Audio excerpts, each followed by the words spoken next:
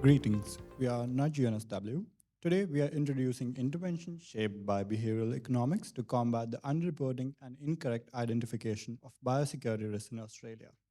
The 2023-24 budget includes more than $1 billion in new biosecurity investments over the next 4 years, with over $260 million in new funding per year, which is expected to be permanent.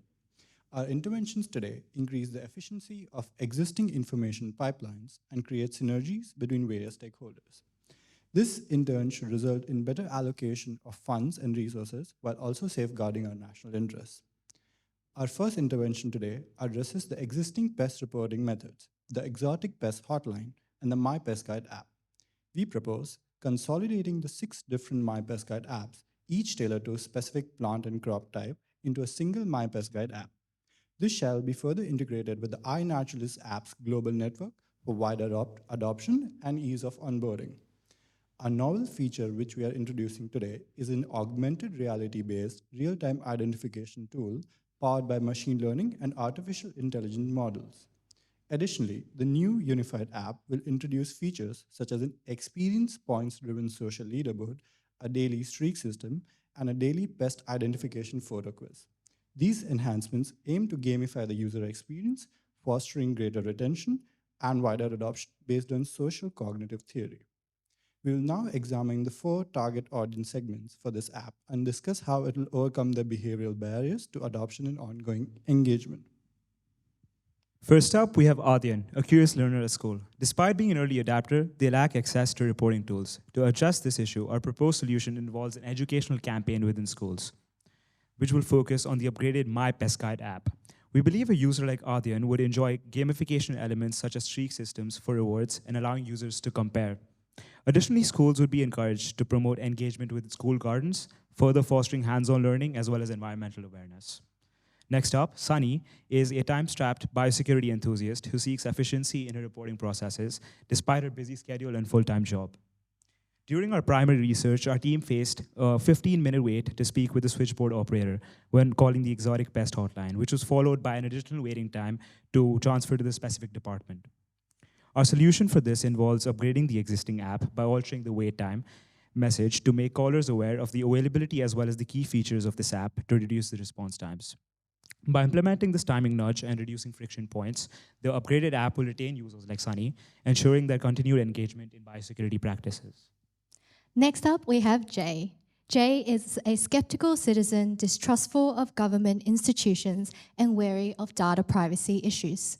To address these concerns and encourage participation, our app offers identity shielding through the creation of a super user, preferably a trusted community leader who collects reports from individuals and removes all personal information before reporting to government entities.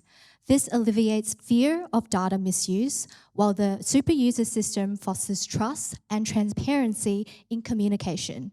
By implementing these measures, we aim to facilitate effective collaboration between citizens and government agencies in addressing biosecurity issues. Last but not least, we have Ruby. Much like the general public, she started getting into houseplants during COVID lockdown, but she does not yet see the need for pest identification and reporting. Our solution to enhance her awareness involves placing QR code stickers of the My Pest Guide app on her council green plant bins, exposing her to messages such as needing to save your dying plant, scan here for help, when disposing plant wastes, utilizing priming through exposure. Once downloaded, the app can scan her plants for pests and diseases and suggest treatments using household products if applicable. Additionally, leveraging on endowment theory, first-time app users will also receive a free plant to be collected at their nearest community garden, incentivizing initial engagement with the broader community. This takes us to the next stage in our biosecurity awareness and education program, our community gardens. These gardens serve more than just green spaces. They are hubs for social cohesion and community engagement. And this is where our intervention comes into play. Drawing from social cognitive theory, our goal is to permanently enhance the base rate of education and awareness about plants and pests in the population through participation in community garden project, as many exotic species are known to first appear in these gardens before spreading elsewhere. For effective implementation, we propose a system that encourages a positive loop through the community gardens. We essentially aim to incentivize participation by firstly awarding free plants to first-time users, as well as users who've gained a streak through continuous engagement with the in-app quizzes. The process encourages individuals to develop a relationship with these plants, essentially fostering an enduring and more long-term permanent interest. Also, by reducing the stigma associated with the plants and bugs and fostering this understanding and importance of biosecurity, we can expand a pool of people who are educated and regularly passionate about this crucial issue. This motivates users to constantly report species that they encounter, much like with the Frog ID app. Our program essentially fosters a system with ongoing engagement and vigilance in monitoring and reporting these biosecurity hazards. Now, let's delve into risk and mitigation strategies of our plant biosecurity nudge.